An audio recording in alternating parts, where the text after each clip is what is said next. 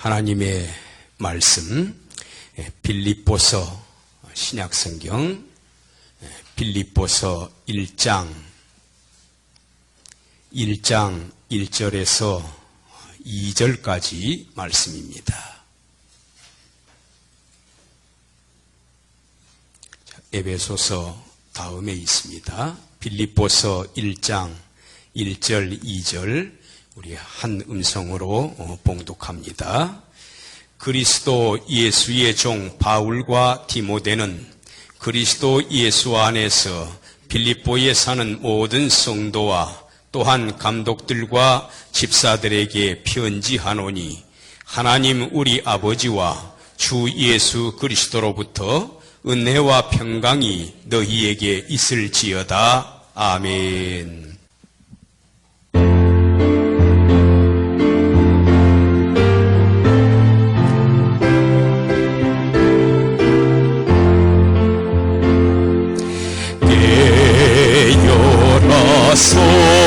성도여 징조를 보라. 신랑 예수 구름 타고 오시려 한다. 환난과 핍박이 날 기다리니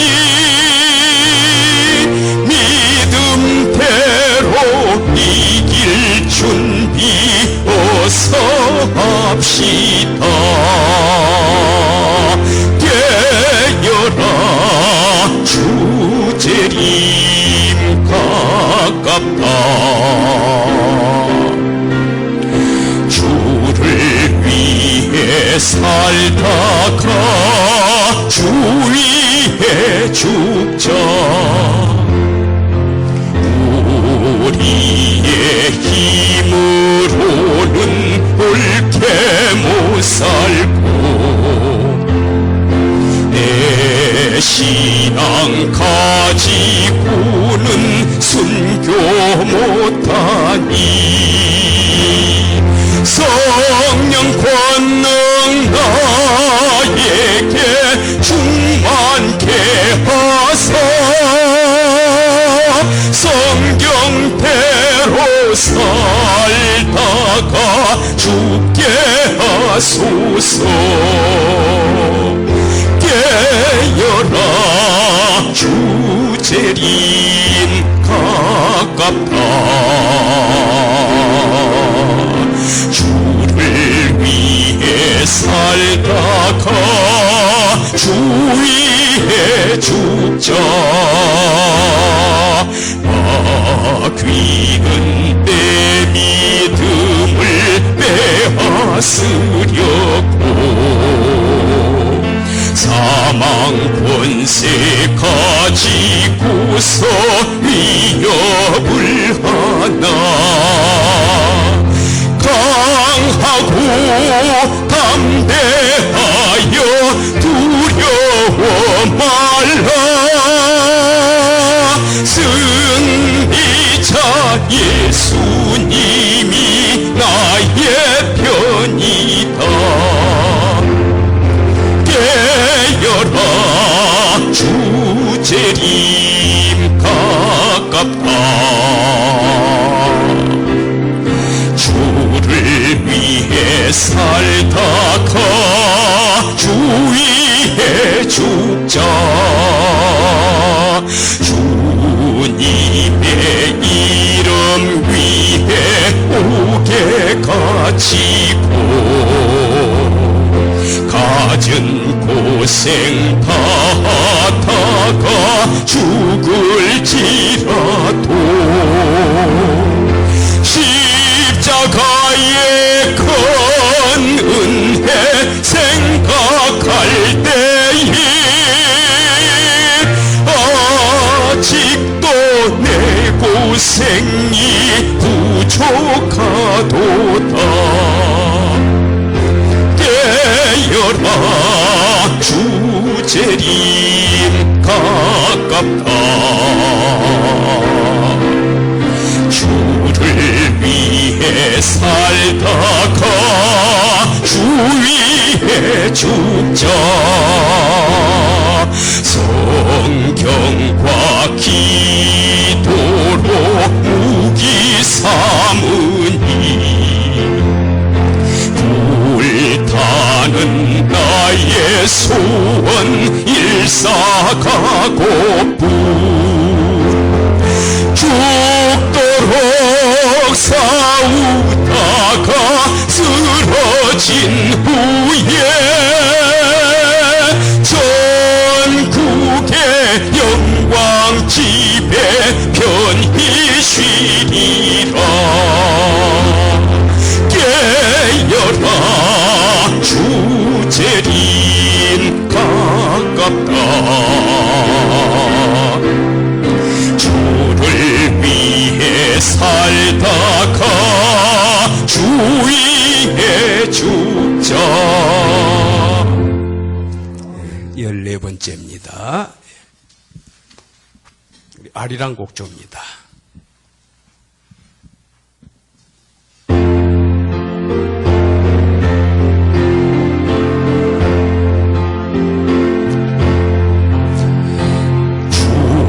예수 믿으면 즐거워요. 우리 주 예수님 돌보신다. 주님 나 대신 십자가 지셨네. 그은혜 한없어 내무노라. 주 예수 모시고 찬미하라.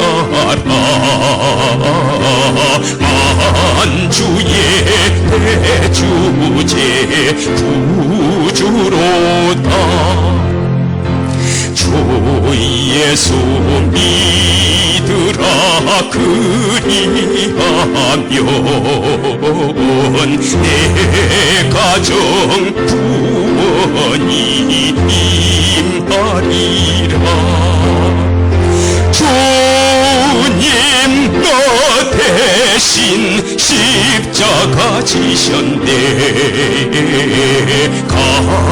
갈보리온 길 오르셨다. 주 예수 내 주여 고도소서.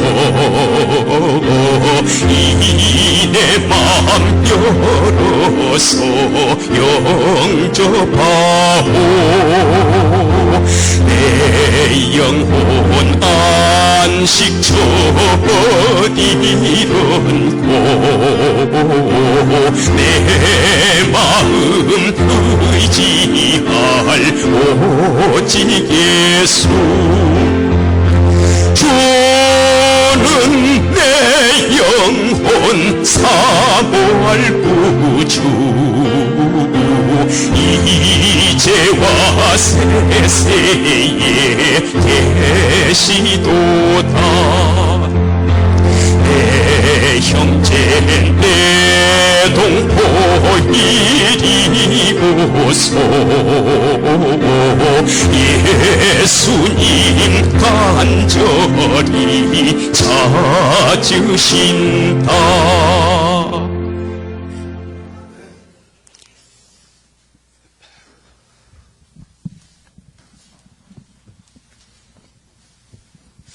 자, 우리 지난 시간까지 칼빈 주의 5대 교리 꾸준히 공부하고 이제 오늘부터는 새로운 그러한 국면에 접어들게 됩니다.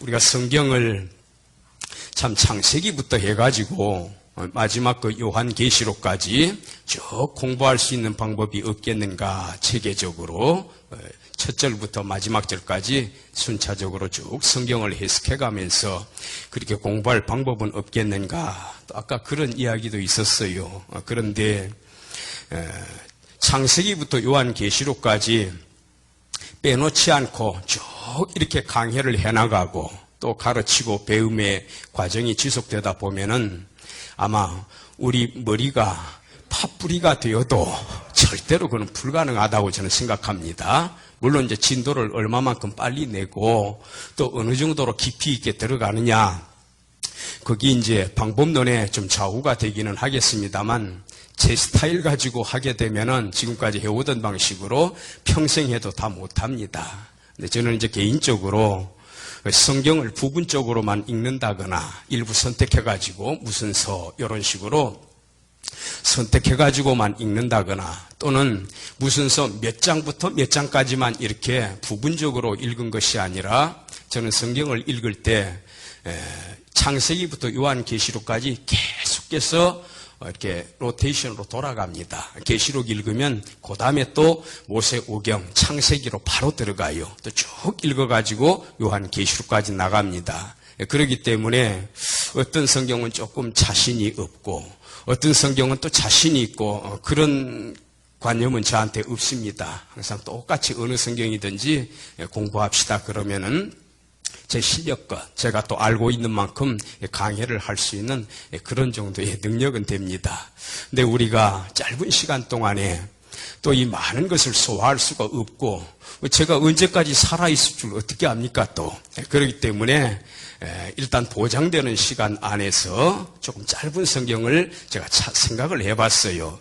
그래서 전에 갈라디아서를 한번 해볼까 하다가 갈라디아서는 좀 우리가 또 많이 다뤘습니다. 중간중간 부분적이기는 하지만은. 그래서 바로 그 옆에 있는 빌립보서 요걸 좀 한번 다뤄보자. 이 장수가 좀 적거든요. 그래서 진도를 내면은 적어도 막 1년 안쪽에는 1년 안쪽에는 어떻게 할 수 있지 않겠나. 제가 했던 시간을 단축시켜 가면서 노력을 좀 해보기는 하겠습니다. 자, 오늘 빌립보서 한번 펼쳐보시기 바랍니다.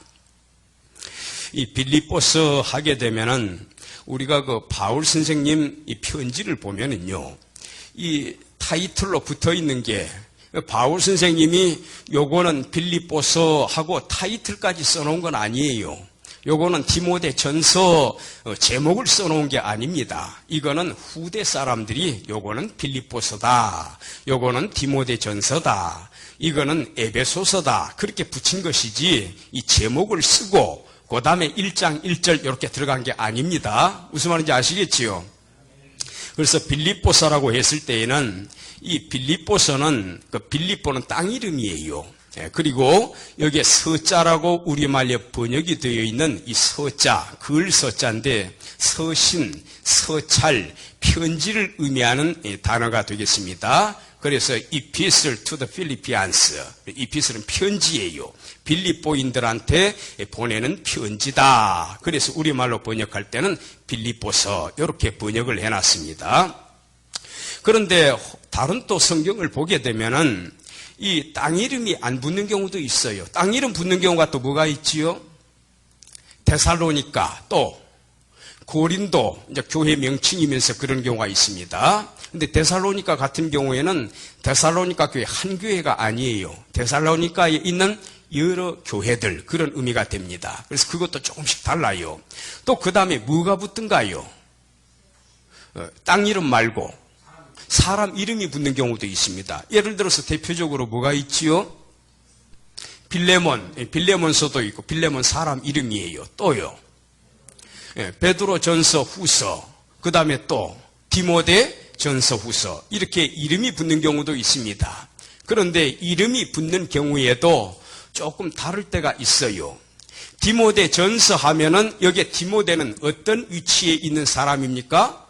바울 선생님은 발신자고 받는 사람이 누구라는 거지요? 디모데입니다. 근데 베드로 전서, 베드로 후서, 또 야고보서, 유다서 이런 경우에는 수신자가 아니라 누구지요? 그 편지를 써서 보내는 사람. 그러니까 이 상황마다 경우마다 많이 좀 다르구나. 그래서 똑같이 통일성 있게 일괄적으로 생각을 하면 안 되겠구나. 이제 짐작이 되셨지요? 그런데 또 이런 경우도 있습니다. 우리는 이제 편지가 아니다 그렇게 생각을 하는 성경이 있어요. 그런데 실제적으로는 발신자가 있고 수신자가 있는 편지가 있습니다. 대표적으로 뭐가 있습니까? 세 권을 예를 들면은 누가복음. 누가가 누구한테 써서 보내는 거지요? 데오필로스. 또 그 다음에 사도행전은 누가 썼습니까? 누가가 누구한테요? 역시 똑같이 데오빌로한테 보내는 경우입니다. 자, 요한계시록은 누가 썼습니까? 요한이 누가 받아봅니까? 소아시아에 있는 7교회 야단도 치고 어떤 부분은 칭찬도 하고 하는 게 있어요. 들고 읽으라고 이렇게 쓴 겁니다. 그런 경우에도 엄밀하게 보면은 요한계시록은 예언서에 속하지만은 사실은 편지의 의도로 기록한 거다.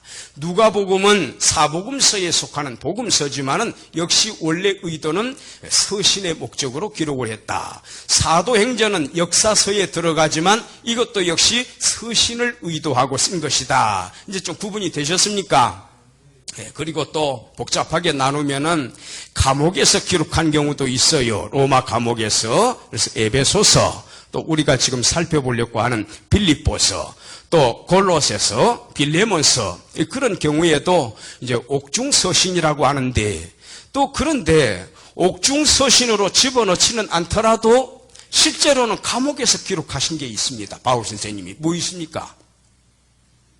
내가 관제와 같이 벌써 부음이 되고 나의 떠날 기약이 가까웠도다. 뭐지요? 디모데 후서 같은 경우. 그건 또 목회서신으로 분류는 하는데 엄밀하게 말하면 목회서신이야. 디모데야 목회 이렇게 해야 하느니라. 목회서신이면서 또한 동시에 뭡니까? 옥중서신으로 분류를 해야 됩니다. 근데 또 학자들은 그렇게 분류를 또 안 하더라고요. 그래서 그걸 조금 구분하십사 그런 의도에서 하나를 더 소개를 해드렸습니다. 자, 빌립보서 한번 보십시다. 이제 우리 주보 한번 펴보세요. 맨 뒤에 글자가 조금 작긴 합니다만 한쪽 면으로 몰아가지고 빌립보서 개괄 이렇게 해서 첫 번째 시간은 요거를 좀 오늘 살펴보도록 합니다.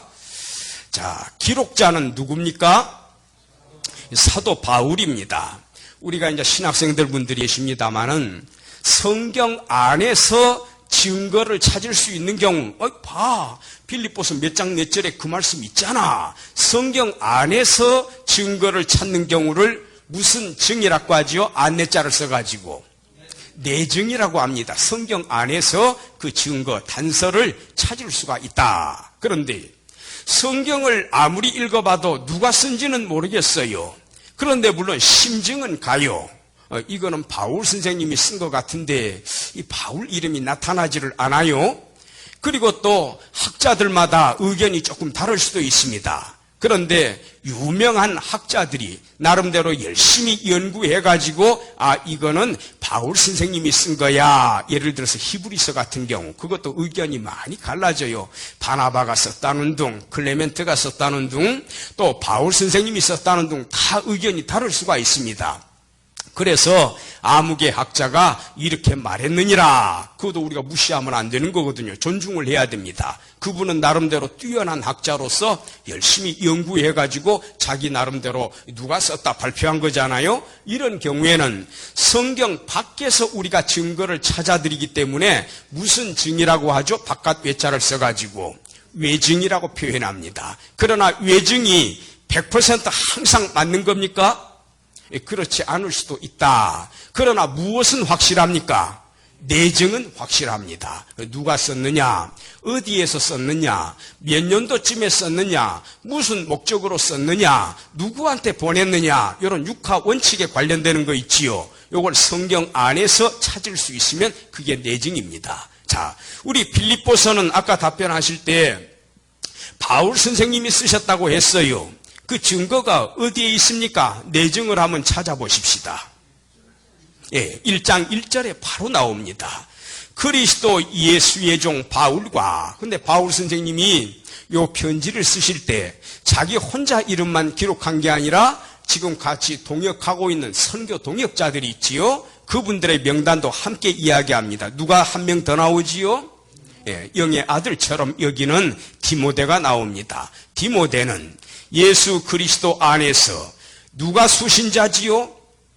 받는 사람 바로 나오네요. 빌립보에 사는 모든 성도들, 또 누굽니까? 그들을 지금 목양을 하고 있는 감독들, 요즘으로 말하면 목사님이에요. 또 누굽니까? 성도들을 잘 섬기고 재정적으로 곤핍한 사람이 있을 때 도와주고 또 교회의 재정을 바르게 하나님 뜻에 따라서 활용을 하고 누굽니까? 집사님들이 나오지요. 편지하노니. 그래서 중간의 내용을 좀 수신자 부분을 빼면은 바울과 디모데는 편지하노니 그렇게 돼 있지요. 그러니까 일단 발신자는 누굽니까? 바울하고 디모데로 볼 수가 있습니다. 그러면은 이 빌립보서가 바울 선생님하고 디모데가 연구해서 한 책상을 놓고 같이 쓴 겁니까? 그건 아니에요. 디모데가 쓴 게 아니라 인사말에는 디모데가 들어가 있지만 디모데가 쓴 게 아니라 누가 쓴 겁니까? 이 바울 선생님이 쓴 거예요. 그 근거가 어디에 나타납니까? 3절에서 답을 찾아보세요. 길게 갈 필요 없습니다. 내가 1인칭 단수잖아요. 주격이잖아요. 내가, 너희, 여기에 너희는 누굽니까? 이미 앞서 언급을 한 빌립보에 사는 성도 또 감독들 또 집사들, 이 수신자를 이야기하는 겁니다. 너희들을 생각할 때마다 넓은 범위에서는 그냥 빌립보 성도들 그러면 되겠어요. 너희를 생각할 때마다 나의 하나님께 감사한다. 1인칭 단수 소유격, 내 하나님, 나의 하나님. 그러니까 이 바울 선생님이 처음에 인사말을 쓸 때는 나 바울하고 디모데가 너희에게 편지한다. 은혜와 평강이 있을지어다 했지만은 1인칭 단수가 뒤에 나타나는 것으로 보아서 이 편지를 쓴 그 중심 인물은 누굽니까? 바울이라고 이렇게 말할 수가 있습니다. 성경 안에서 내정을 우리가 찾을 수가 있어요. 자, 다시 한번 교환 보시고 기록자는 사도 바울이다. 그 다음에 수신자는 누굽니까? 빌립보 성도들이다. 그렇게 보시면 되겠습니다. 이제 자세하게 하면은 성도들하고 감독들하고 또 집사들까지 다 포함하면 되겠습니다. 자, 이게 기록 연대는 그러면 언제쯤일까? 이 빌립보서 기록 연대가 이제 학자들마다 연대 주장이 다 다를 수가 있습니다. 그래서 어떤 학자의 책을 보면은요, 무려 10년 가까이 차이가 나는 경우도 있어요. 근데 대체적으로 학자들의 견해를 동원을 하게 되면은 주후 몇 년입니까? 62년에서 63년이 되겠습니다. 이 참고로 거기 밑에 제가 써놨습니다만 우리 바울 선생님이 그 1차 선교 사역에 나섰을 때 그 연대가 언제지요? 사도행전 13장에서 14장 28절까지 그 1차 선교 사역이 나옵니다. 46년에서 50년까지 대략 몇 년 기간입니까? 이 짧은 세월이 아닙니다. 4년 동안을 어디를 중심으로 해서 다녔지요? 여기에 저 기록은 안 했는데 소아시아 지역을 중심으로 해서 다녔습니다. 소아시아가 지금 어디지요? 소아시아 터키 지역이 되겠습니다. 지금은 옛날에 그 요한계시록에 나오는 7교회들이 있잖아요. 거기에 다 포진이 되어 있었는데 이 나중에 이제 그 십자군 전쟁이라고 많이 들어보셨을 겁니다. 크루세이드라에서 십자가 군병들이 있어요. 그때에 이슬람권에서 쳐들어와 가지고 이 소아시아를 다 장악을 해버렸습니다. 완전히 몰아내지를 못했어요. 십자군 전쟁이 7 내지 8차례 반격을 가해 가지고 이 이슬람 세력들을 몰아내려고 했는데 그게 안 됐습니다. 그래서 현재 터키는 종교적으로 어떤 영향하에 있습니까? 이슬람권에 속해 있는 그런 나라가 됐습니다. 참 안타깝지요. 이제 성지 순례 가시면은 이제 7교회들 여기에 있었다 저기에 있었다 순례하겠지만 안타깝게도 지금 현실은 이슬람 세력이다. 자, 그리고 2차 선교 사역이 언제부터입니까? 51년에서 54년, 우리가 달수까지 정확하게 파악을 할 수는 없습니다만 대략 한 3년 기간, 이것도 짧은 기간이 아니에요. 이때는 어디에 주로 전도 사역을 다녔지요? 이때는 누가도 데리고 갑니다. 어디를 다녔지요? 소아시아를 거쳐서 저 아테네 지역까지, 그래서 헬라 지역까지를 가게 됩니다. 3차 선교 사역도 거의 그 노선이 비슷해요. 몇 년간 했습니까? 58년에서 60년, 요런 때는 이미 개척해 놓은 교회들이 있잖아요. 거기까지도 포함해서 중간중간 방문하면서 신앙생활 잘하고 있나 그거 다 점검 작업까지 여기에서는 포함이 되는 겁니다. 18A에는 A자는 지우시기 바랍니다. 제가 잘못 타이핑을 좀 했습니다. 자, 그러면은 이 빌립보 서신을 기록한 연대는 언제입니까? 62년에서 63년 사이. 그러면 1차, 2차, 3차 선교 사역과 대조를 해볼 때에 언제쯤에 해당이 되지요? 3차 선교 사역이 다 끝난 다음에 그 동그라미 4번에 어디에 투옥이 되어 있었습니까? 바울 선생님이 가이사랴 감옥에 약 2년 정도 거기에 투옥이 되어 있었습니다. 거기에 무슨 사건 때문에 이 가이사랴 감옥에 갇혀 있었지요? 드로비모 사건. 우리 빌립보서 덮지 마시고 사도행전 21장 한번 펴보시기 바랍니다. 자, 사도행전 21장. 자, 21장 27절을 한번 보세요. 한 몇 구절만 좀 보겠습니다. 아시아로부터 온 유대인들이 바로 그 윗절 26절은 3차 선교 사역을 마쳤을 때 장면이고요. 3차 선교 사역 마치고 지금 이 예루살렘에 바울이 와 있습니다. 이제 지금부터는 어찌 보면은 잠깐 또 충전기를 갖는 거지요. 그런데 예루살렘에 도착해가지고 좀 문제가 하나 생겼어요. 유대인들이, 아시아로부터 온 유대인들이, 여기 아시아는 어디지요? 아까 좀 전에 공부했는데요. 터키 지역입니다. 소아시아 지역. 그러니까 아마 이들 가운데 몇몇쯤은 바울 선생님이 거기에서 3차 선교, 1차, 2차, 3차 선교 사역을 할 때 아마 안면이 있을 수도 있습니다. 저 바울이라고 하는 자가 이단인 기독교를 전파하고 있구나. 그래서 마음속에 좀 심어두고 있는 거예요. 좀 공하고 있는 그런 상태입니다. 그런데 이 바울을 성전에서 만난 겁니다. 이 사람들이. 바울을 보더니 모든 무리를 충동하여 이 바울을 붙들었어요. 붙잡은 겁니다. 뭐라고 소리를 치는고 하니 이스라엘 사람들아 우리 좀 도와달라. 우리가 이놈을 붙잡았다 그 말이지요. 지금 원수 같은 바울 아닙니까? 기독교를 이단으로 알고 있는 유대주의자들 입장으로서는 이게 당연한 거 있습니다. 본래 바울 선생님도 유대교인이었잖아요. 그때는 기독교를 이단으로 알고 기독교인들을 얼마나 본인이 핍박을 했었습니까? 그런데 이제는 상황이 역전이 됐지요. 이 사람은, 이 바울이라고 하는 자는 각 처에서 여러 지역에서 우리 백성과 율법과 이곳을 회방하여 1차 선교사역, 2차 선교사역, 3차 선교사역을 통해서 바울 선생님이 얼마나 먼 거리, 여러 나라를 방문해서 복음을 전했습니까? 여러 지역에서. 이제 그 소문을 들어서 알고 있고, 어쩌면 일부는 바울을 보았을 수도 있고, 그 현장에서. 이 아시아에서 온 그 사람들 아닙니까? 유대인들이. 흩어진 유대 동포들이에요.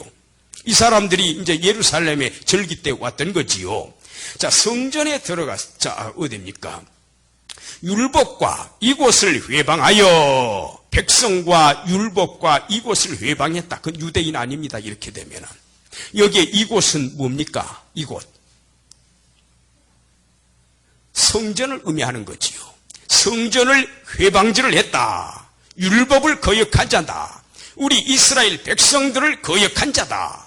그러면 하나님의 성전을 회방을 했다. 모독을 했다. 이렇게 지금 이 유대인들이 바울을 공격을 하고 있는데 무슨 일 때문에 이렇게 공격을 하는 겁니까? 조금 더 읽어보세요. 눈으로.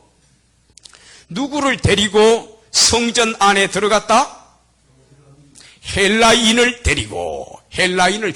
여기에 이스라엘 사람이 아닙니다. 이방인 헬라인이에요. 근데 이 헬라인 누굽니까? 29절에 이름이 나옵니다. 예, 에베소 출신의 누구지요? 드로비모라고 하는 사람.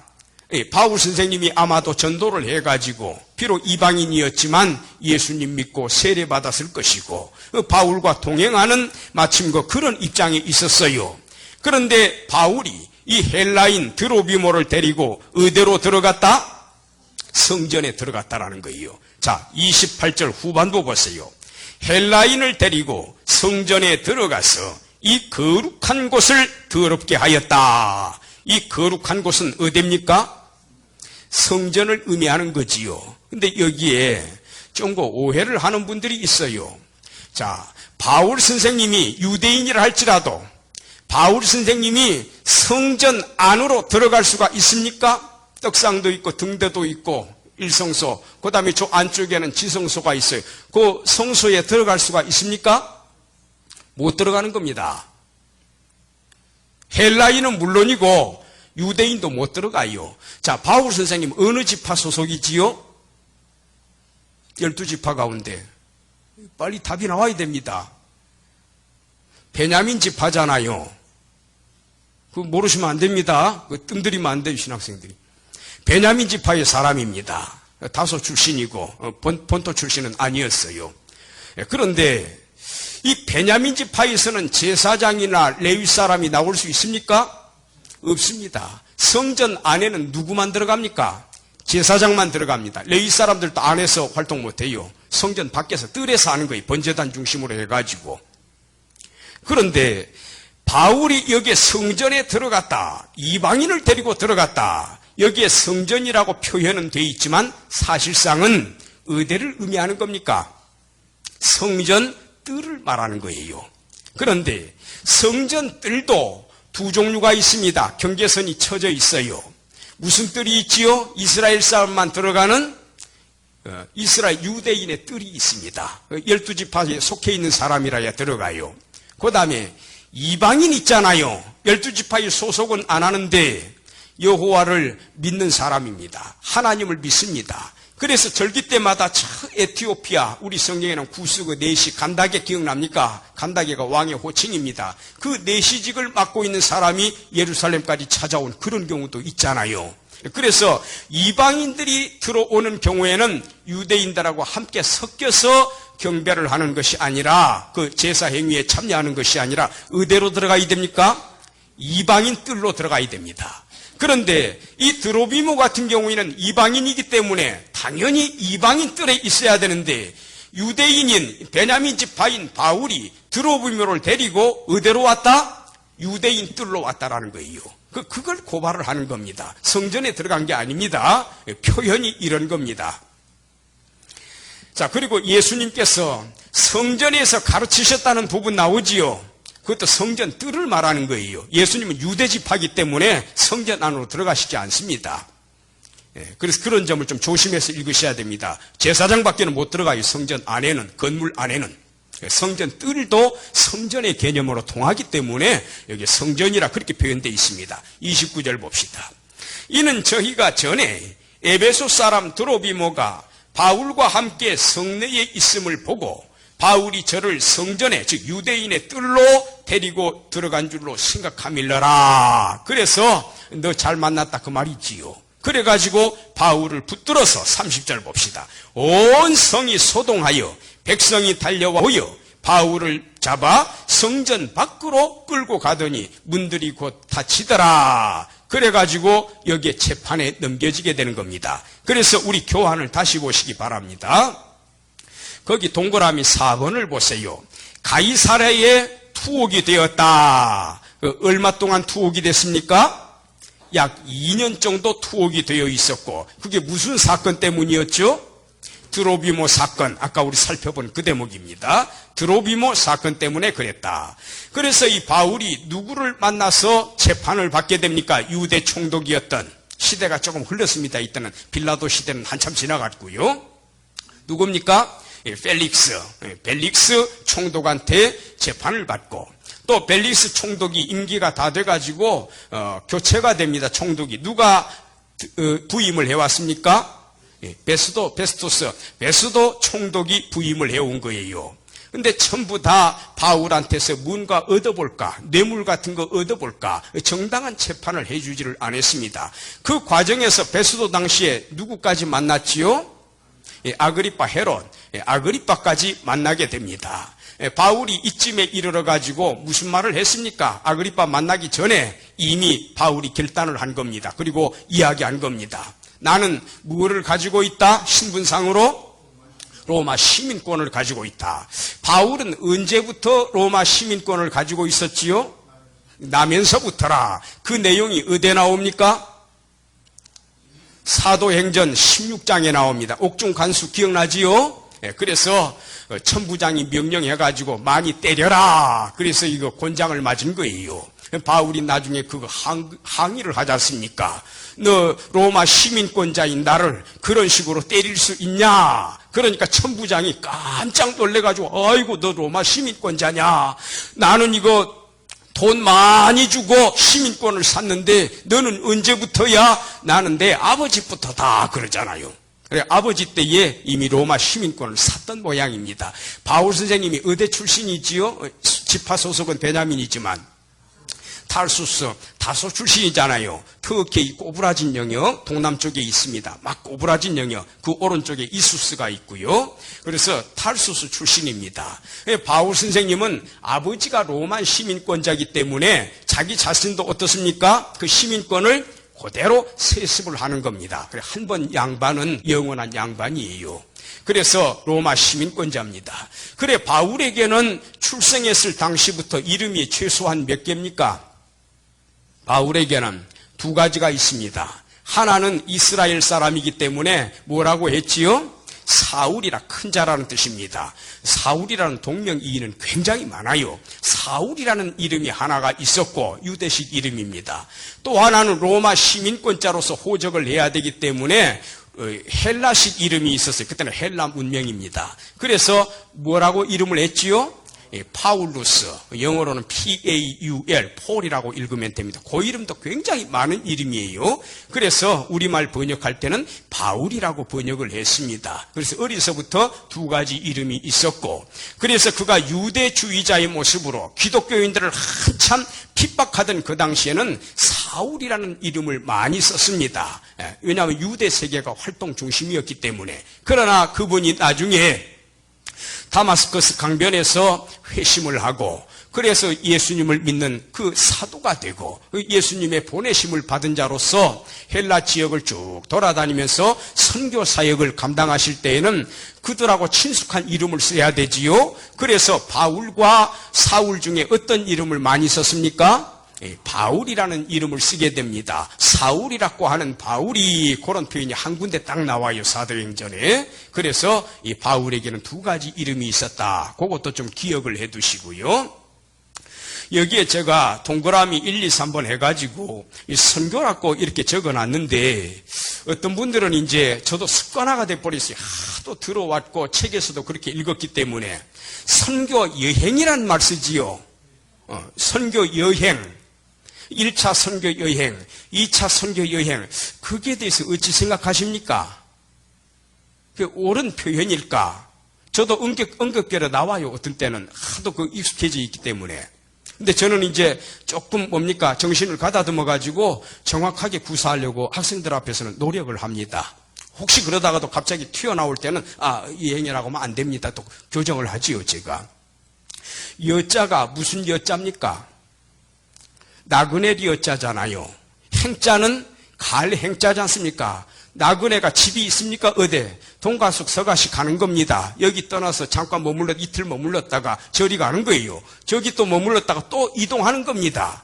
거주가 아니라 우거하는 지요. 임시로 거기에 사는 거예요.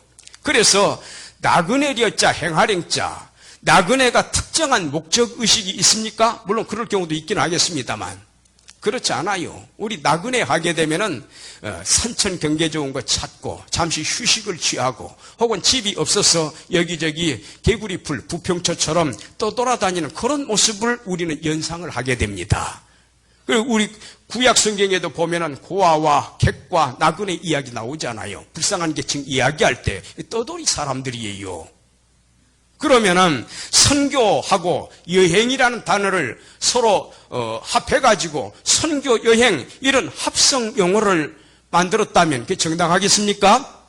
옳지 못하지요. 그래서 저는 뭐라고 쓰는가 하면은 사역이라는 것이 하여금 사자 불일역자라고 써가지고 일한다 그 말입니다. 그래서 사역, 일사자, 섬길사자를 써야 되겠네요. 그건 이제 한자 쓰기 나름일 것 같습니다. 그래서 사역이라고 해야 된다. 일입니다. 영어로 말하면 work이에요. W-O-R-K, work입니다. 일하는 거. 그래서 선교 일을 했다. 그래서 저는 개인적으로 선교 사역이라고 이렇게 구사합니다. 여행이라는 것은 조금 맞지 않는 어감에 좀 적절하지가 못하다. 저는 그렇게 생각을 합니다. 자, 그 다음에 이렇게 해가지고 동그라미 4번 보세요. 가이사랴에 투옥이 돼가지고 벨릭스 앞에도 쓰고 베스도 앞에도 쓰고 아그리파 앞에도 쓰고 로마에 상소하잖아요. 나 로마 시민권자니까 나 니네들한테 2년 동안 여기에 갇혀 있으면서 지금도 이 문제가 해결이 되지 않고 뭔가 내한테 받아먹을 게 있나 싶어가지고 너희 자꾸 눈독 들이는구나. 바울이 직접 그렇게 말하지는 않았지만은 바울이 그 간파 못했겠습니까? 그래서 나는 누구에게 상소하노라? 가이사에게. 가이사는 케사르입니다. 영어식으로 바라보면 시저가 되겠습니다. 본래 사람 이름이에요. 1차 3두 정치의 거목이 되겠습니다. 크라수스하고 또 누굽니까? 폼페이우스하고 또 그리고 이 케사르 3두 정치의 거목이 되겠습니다. 그 케사르라는 호칭이 나중에 황제 칭호가 돼버려요. 가이사 우리말로 번역을 할 때는 그 케사르입니다. 그래서 나는 로마 시민권자이기 때문에 황제한테 재판을 받겠다 해서 배를 타고 로마로 이송을 하게 됩니다. 그래서 동그라미 5번 보세요. 로마에 어느 정도 갇혀 있었죠? 사도행전 28장 보세요. 근데 우리가 여기에 정확하게 그 기간은 알 수가 없어요. 일단 사도행전 28장 맨 끝에 보시기 바랍니다. 27절부터 볼까요? 28절부터 봅시다. 사도행전 28장 28절. 그런즉 하나님의 이 구원을 이방인에게로 보내신 줄 알라. 저희는 또한 들으리라 하더라. 유대인들이 바울을 찾아가 가지고 복음을 듣잖아요. 그런데 유대인들이 동의를 안 하는 거예요. 거절을 하는 거예요. 그러니까 28절에 이방인들에게로 보내신 줄 알라. 바울 선생님은 물론 유대인들에게도 복음을 많이 전했지만은 보편적으로 이방인들을 중심으로 해서 복음을 전한 이방인의 사도입니다. 바울 선생님도 그렇게 말을 해요. 베드로는 저희 민족에게로 갔고 나는 이방인에게로 보냄받았다. 바울 선생님이 직접 한 말입니다. 자, 30절 봅시다. 바울이 온 이태를, 자, 개역개정에는 뭐라고 되어 있습니까? 이태 똑같이 바울이 온 이태를 꽉 찬 2년 동안이 되겠습니다. 자기 새 집에 유하며, 지금 바울은 분명히 감옥에 갇혀 있는데 감옥의 개념이 아니라 뭡니까?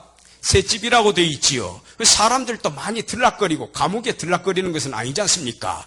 집이 어느 정도 갖추어져 있어야 되고 강의를 할 수 있을 만한 자유로운 그런 몸이 돼 있어야 되고, 바울이 로마에 이송이 돼가지고 감옥에 갇히기는 했는데 우리가 생각하는 그런 비참한 감옥은 아니에요. 편안한 가정집 정도를 연상을 하면 좋을 것 같습니다.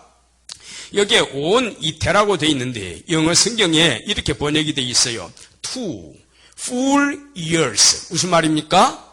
꽉 찬 2년 동안, 만으로 2년, 우리식으로 표현하면은 만으로 2년 동안을 자기 새 집에 유하며 자기에게 오는 사람을 다 영접하고 담대히 하나님 나라를 전파하며 주 예수 그리스도께 관한 것을 가르치되 그 많은 사람이 없었더라. 이 자유가 있었다는 의미가 됩니다.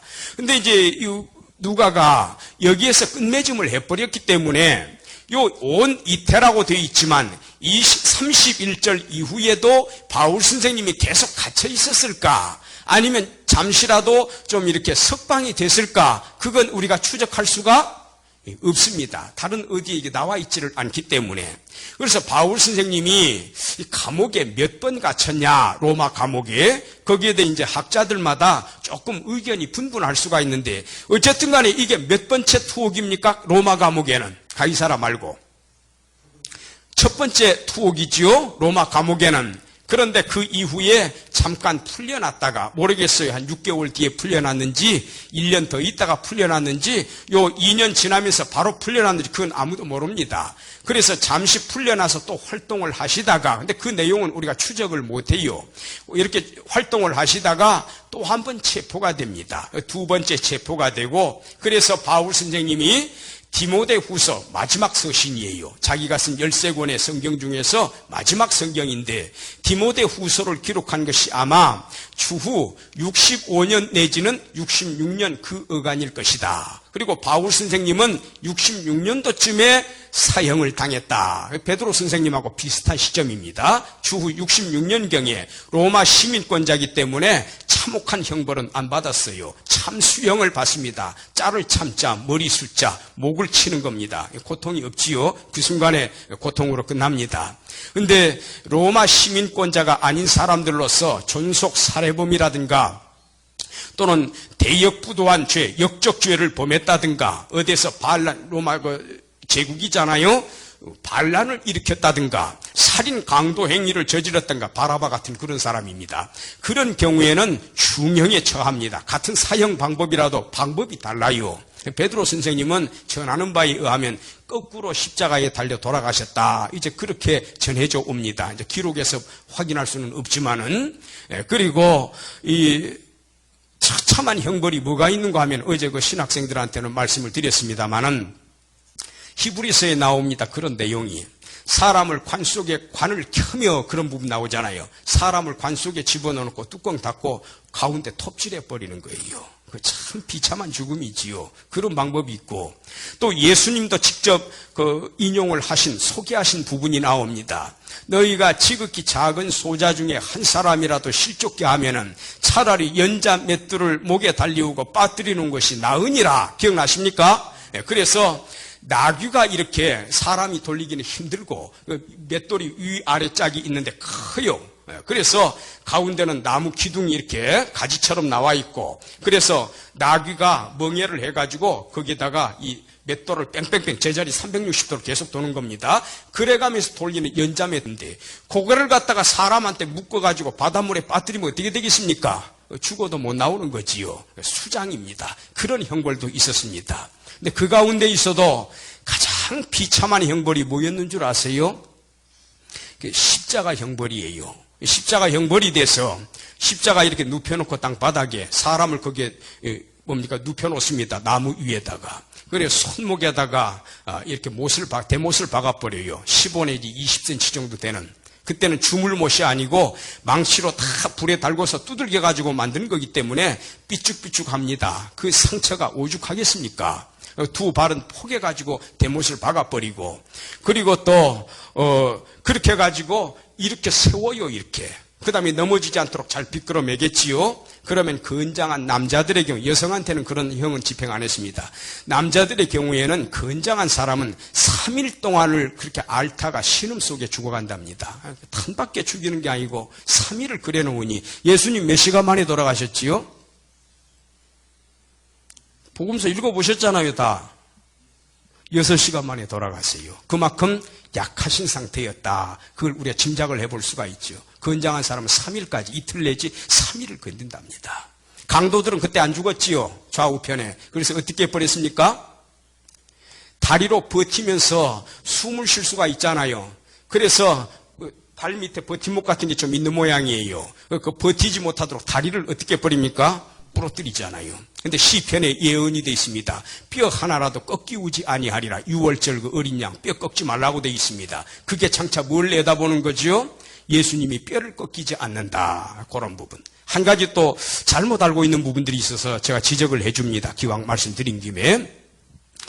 그 병사가 예수님의 옆구리를 창으로 찔렀더니 물이 흘러나왔다고 돼 있지요. 피가 흘러나온 겁니다. 근데 창으로 찔렀는데 그때 예수님은 어떤 상황이었습니까? 아직 숨이 있으신 상태입니까? 아니면 돌아가신 상태입니까? 돌아가신 이후에 창으로 찌른 겁니다. 그래서 설교하실 때 그런 실수하지 말라고. 설교하실 때 가시관 쓰시고 또 못 박히시고 채찍도 맞으시고 거기까지는 다 우리가 이해를 해요. 맞아요. 근데 창으로 찔리는 고통을 당하셨다. 살아생전에가 아니라 돌아가신 다음이니까 정확하게 말씀을 전해야 되는 겁니다. 그거 뭐 하나 더 안 집어넣었다 그래서 성도들이 은혜 덜 받고 그런 거 아니에요. 예수님의 죽으심 그 자체만으로도 우리 성도들은 눈물을 흘리는 겁니다. 예.